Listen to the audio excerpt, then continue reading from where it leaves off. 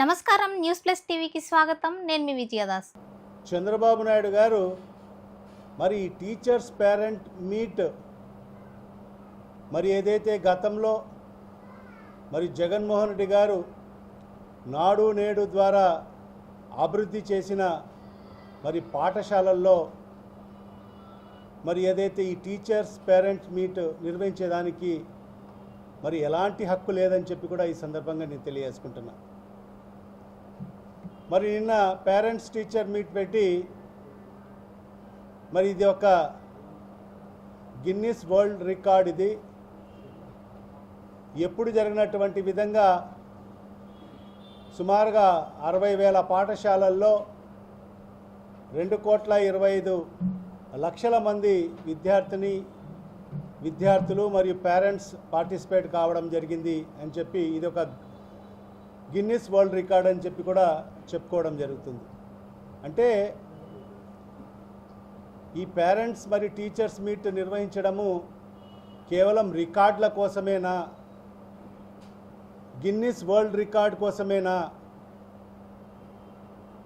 ఎందుకంటే మొన్న కూడా మనం చూసాం, యోగాంధ్ర పేరుతో మరి వైజాగ్లో మరి యోగా కార్యక్రమం ఏర్పాటు చేసి మరి అది కూడా గిన్నిస్ వరల్డ్ రికార్డులో మొదటి స్థానంలో ఉందని చెప్పి కూడా మరి ఆ రోజు చంద్రబాబు నాయుడు గారు మాట్లాడడం జరిగింది. అంటే చంద్రబాబు నాయుడు గారు ఏ కార్యక్రమం చేస్తే కూడా మరి అది ప్రజలకు ఉపయోగకరంగా ఉండదు, మరి నిన్న చేసిన కార్యక్రమం మరి విద్యార్థులకు ఉపయోగకరంగా ఉండదు, కేవలం ఆయన రికార్డుల కోసం మాత్రమే కార్యక్రమాలు చేస్తారనేది స్పష్టంగా ఈ రాష్ట్ర ప్రజలకు తెలియవచ్చింది. అబద్ధానికి బ్రాండ్ అంబాసిడర్ నేనే అని చెప్పి మరి చంద్రబాబు నాయుడు గారు మరి నిన్నటి పేరెంట్స్ టీచర్ మీటింగ్లో నిరూపించుకోవడం జరిగింది. ఎందుకంటే అబద్ధం అనే పదానికి డిక్షనరీ చూడాల్సిన అవసరం లేదు. అబద్ధం అనే పదానికి డిక్షనరీ చూడాల్సిన అవసరం లేదు.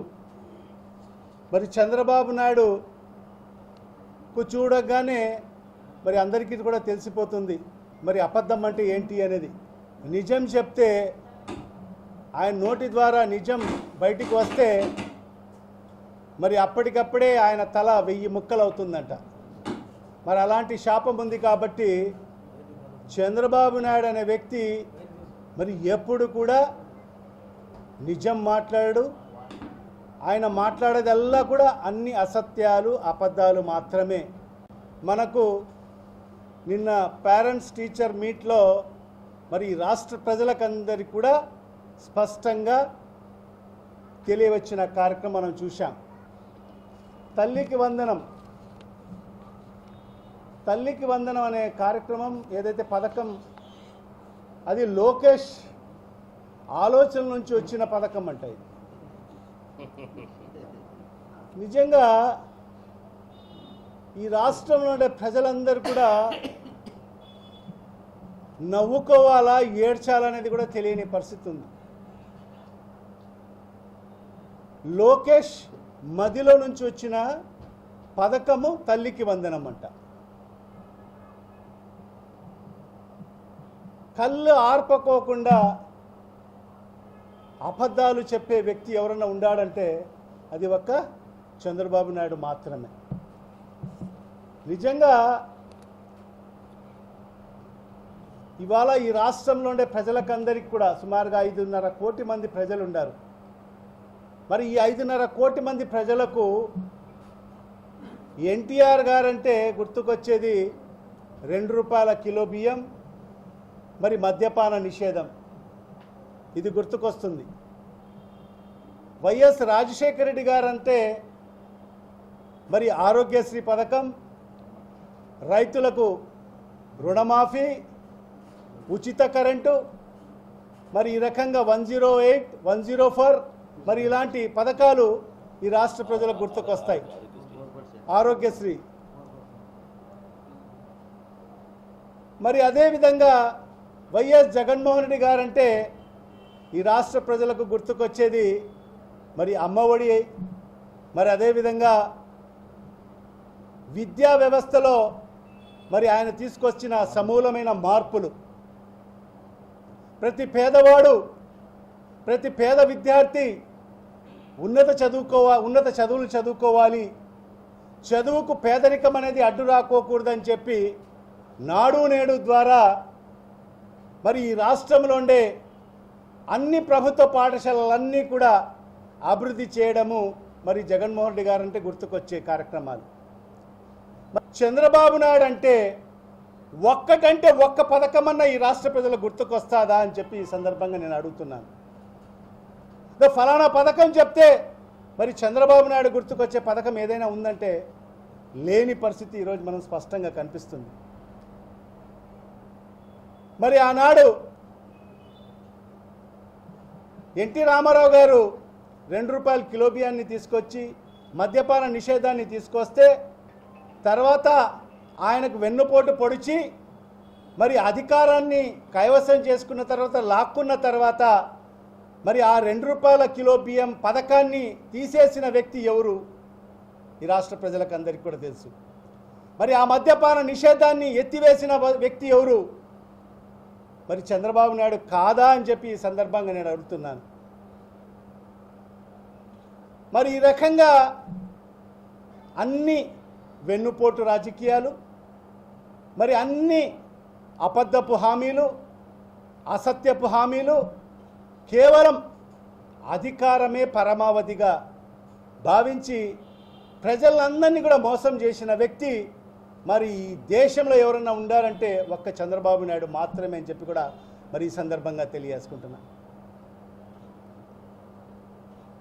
మరి ఇవాళ నేను ఒకటే చంద్రబాబు నాయుడు గారికి మరి లోకేష్ గారికి సూటిగా ప్రశ్నిస్తున్నాను. మరి మీరు ఏ అర్హతతో మరి నాడు జగన్మోహన్ రెడ్డి గారు అభివృద్ధి పరిచిన మరి ఆ స్కూళ్ళలో ఎంత దర్జాగా కూర్చొని మరి మీరు పేరెంట్స్ టీచర్స్ మీట్ నిర్వహించారో ఈ రాష్ట్ర ప్రజలకు సమాధానం చెప్పాలి.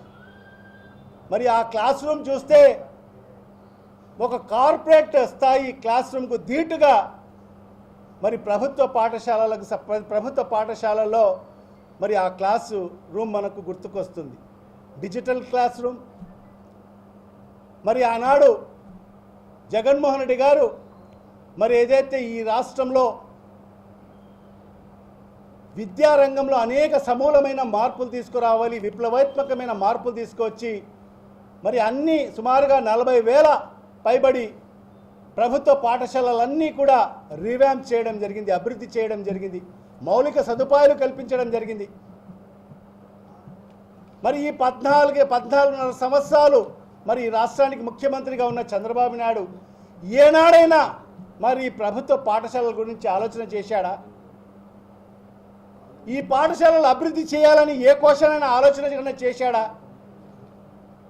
ఆయన మదికి ఆలోచన తట్టిందా అని చెప్పి కూడా చంద్రబాబు నాయుడు గారికి నేను ప్రశ్నిస్తున్నాను. మరి వెనకల చూస్తే green chalk board, if panels, digital class రూమ్లు రూపొందించి మరి ఆ రకంగా అభివృద్ధి చేస్తే మరి ఈరోజు నువ్వు నీ కొడుకు దర్జాగా కూర్చొని మరి ఈరోజు టీచర్స్ పేరెంట్ మీటింగ్లు నిర్వహించుకుంటున్నావు. చూడండి,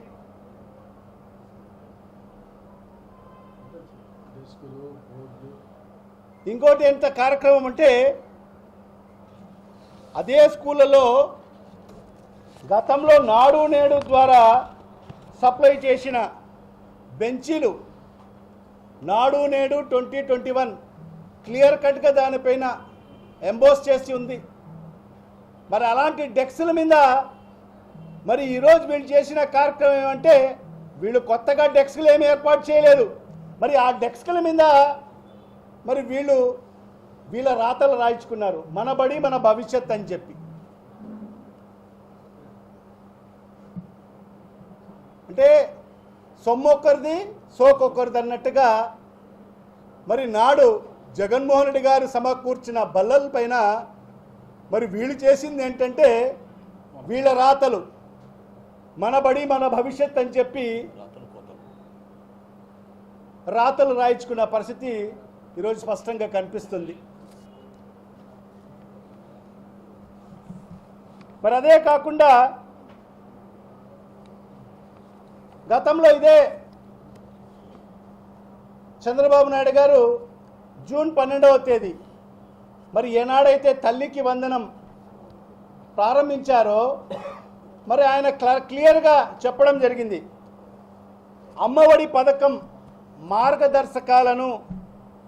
మార్గదర్శకాల ప్రకారంగానే మరి ఈరోజు లబ్ధిదారులకు ఎన్నుకోవడం జరుగుతుంది అని చెప్పడం జరిగింది. మరి ఆనాడు మాట్లాడడం జరిగింది. మరి ఈరోజు అదే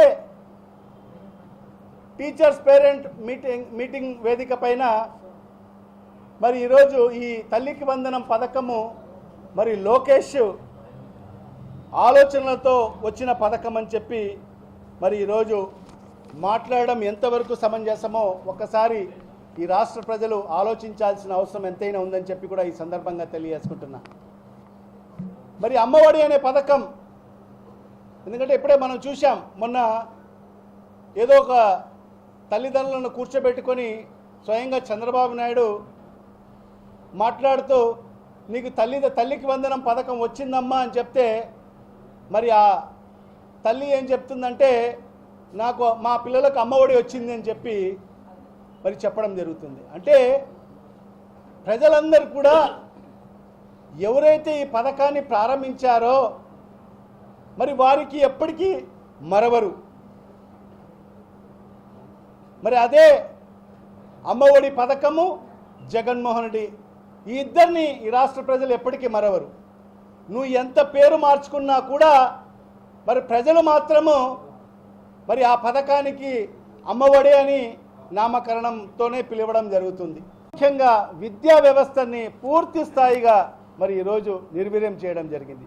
ఒక అసమర్థత మంత్రి ఈరోజు లోకేష్ అని చెప్పి కూడా స్పష్టంగా చెప్పవచ్చు. మేమైతే ఈ ప్రభుత్వానికి కోరేది ఒకటే, మరి ఖచ్చితంగా మీరు ఏదైతే ఈ ప్రజలకు ఏదైతే మీరు హామీలు ఇచ్చారో మరి హామీలన్నీ కూడా నెరవేర్చాలి. మరి తల్లికి వందనం అన్నారు, మరి తల్లికి వందనం ఇంట్లో ఎంతమంది విద్యార్థులు ఉంటే అంతమందికి ఇస్తామని చెప్పారు.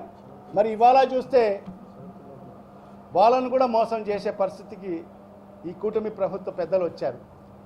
ఈరోజు ఈ రాష్ట్రంలో 87 లక్షల మంది మరి యూడిఐస్ కోడ్ల ద్వారా మరి వాళ్ళందరూ కూడా అర్హత పొందిన వ్యక్తులు, విద్యార్థులు 87 లక్షల మందికి ఇవ్వాలి. మరి ఆ 87 లక్షల మందికి తల్లికి వందనం ప్రతి ఒక్కరికి 15,000 చొప్పున ఇస్తే సుమారుగా 10,130 కోట్ల రూపాయలు అవసరం అవుతాయి.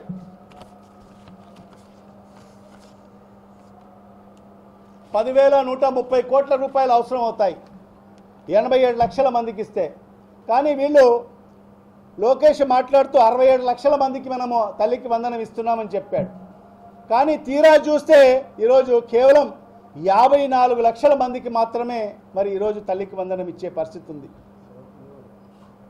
అన్ని ఆంక్షలు పెట్టి గతంలో ఏం చెప్పారు, కట్టింగ్ లేకుండా మేము అన్ని పథకాలు ఇస్తామని చెప్పి మరి 15,000 ఇవ్వాల్సింది మళ్ళీ ఈరోజు కట్టింగ్ పెట్టి ఈరోజు 13,000 మాత్రమే ఇవ్వడం జరుగుతుంది. మరి అదేవిధంగా ఆంక్షలు లేకుండా ఇస్తామని చెప్పారు.